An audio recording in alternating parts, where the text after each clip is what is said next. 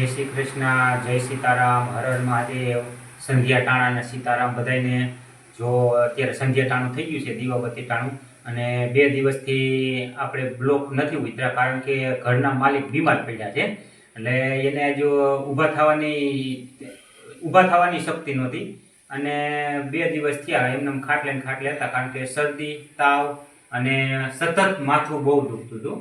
એટલે એક દિવસ તો એવું લાગ્યું કે માથું દુખે છે તો કબજિયાતનું છે, એટલે દેશી ઉપચાર બધા કર્યા, પણ પછી શરદી ને તાવ વધી ગયા, માથું અતિશય વધી ગયું. એટલે આજે બાજુના ગામમાંથી ડૉક્ટર સાહેબની દવા એને લાગુ પડે છે, એટલે એની દવા લઈ આવ્યા.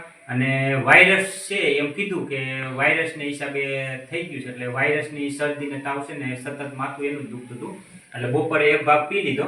જો એનું ગરમ પાણી, એમ તો અમારે 2 છોકરાઓ તરત જ કહી દઈએ આમ કરો તેમ કરો, કારણ કે અમારા આણંદ મોટા ભાઈ ભણે છે, એ ડૉક્ટરનું ભણે છે, નાના ભાઈ અમદાવાદ સોલા સિવિલમાં MBBS ડૉક્ટરનું ભણે છે. એટલે 2 છોકરાઓ અમારે કહી દે મમ્મી આમ કર, પપ્પા આમ કરો. એટલે જો ગરમ પાણી તો સતત 2 દિવસથી પીવાનું ચાલુ છે, હતપ પાણી.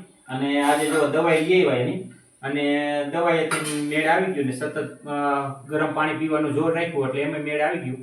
પણ ખાસ તમે ધ્યાન રાખજો, આ ભાદરવો ચાલે છે અને વાતાવરણ વરસાદી છે, વરસાદ ને એવું બધું વાયરસ છે, બધા વાવાઝોડું વરસાદ ને એવું બધું છે ને, એના હિસાબે વાયરસનો ફેલાવો શરદી તાવનો થાય છે. તો તમે બધાય ગરમ પાણી પીતા રહેજો અને તમે બધાય પોતપોતાની તબિયત સાચવજો. હવે તબિયત કેમ છે તારી?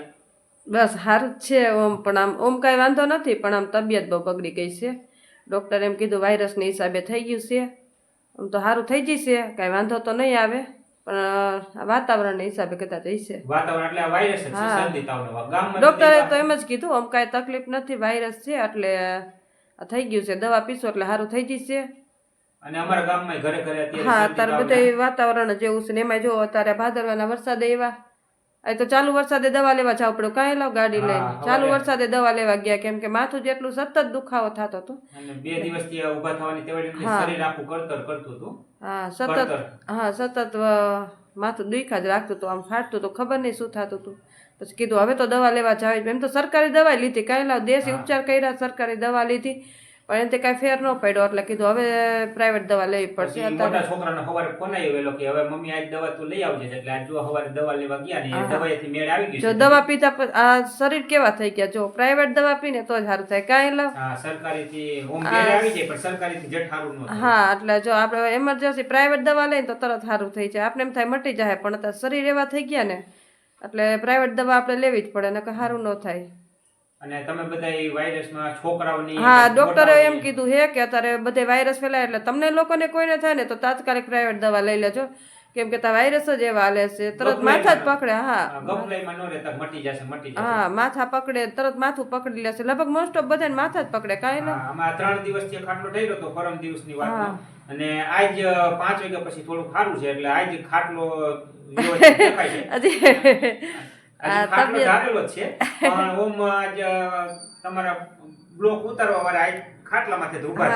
તબિયત નથી મેળે ને, એટલે આપણે બ્લોગ અત્યારે ચાલુ કર્યો છે, કેમ કે તબિયત જ મેળે ન હોય તો આપણે શું કરવાનું એમ. જો તો મેં છોકરાએ સારી ધ્યાન રાખી ને પપ્પાએ સારી ધ્યાન રાખી, એટલે હું સારી થઈ કે નકર નતા જો ખીચડી ને ભાત ને એ વઘારતા હતા હો. કોઈ કરવા વાળું ન હોય એટલે પછી એ તકલીફ પડી જાય, કોઈ કરવા વાળું ન હોય એટલે આપણે લાચાર થઈ જાય. જો આપણે પ્રાઇવેટ દવા ન લેવી હોય ને તો લેવી પડે, કેમ કે ઘરે કોઈ બીજું કરવા વાળું ન હોય અને આપણે બધા હોય, એટલે પછી દેશી દવાઈથી ઉપચારથી બધું સારું થઈ જાય, પણ એમાં વાર લાગે. લવિંગ વાળો ચા પી, એવું બધું પી ને, એટલે આદુ વાળો ચા પી, તુલસીના પાન ને ઉપાય ખાય, શરદી ઉધરસ બધું મટી જાય. હળદર વાળો કાચી હળદરનો ગરમ પાણી ફાફડો ભરી લઈ એમને પી જાય, એટલે ઉધરાણ બધું મટી જાય. પણ એ દેશીમાં વાર બહુ લાગે. હા, અને પ્રાઇવેટ લઈને એટલે ભલે હાવ નોર્મલ શરીર થઈ જાય, હાવ શરીર વીક પડી જાય તમારું, હાવ પાણી જેવું થઈ જાય, પણ સારું થઈ જાય જલ્દી. અને હવે જો સંધ્યા ટાણું થઈ ગયું છે ને, આપણે પૂજા પાઠ કરી લઈ, અને તમને પૂજા પાઠના આજ અમે દર્શન કરાવી કે કેવી રીતે આ મહારાજ આપણે જો આપણો જે ધર્મ હોય ને એ આપણે ભૂલવાનો નહીં, આપણે જે કરવાનું છે એ તો કરવાનું જ છે, હાજા હોય તો કરવાનું, માંદા હોય તો કરવાનું, એટલે એ તો આપણે ચાલુ જ રાખવાનું છે. અને ભક્તિભાવ સિવાય આપણો કોઈ ઉદ્ધાર નહીં, એટલે એ તો આપણે કરવાનું છે, નિત્ય કર્મ કરવાનું આપણે. કાંઈ લા હાલો એ પૂજા પાઠ કરે.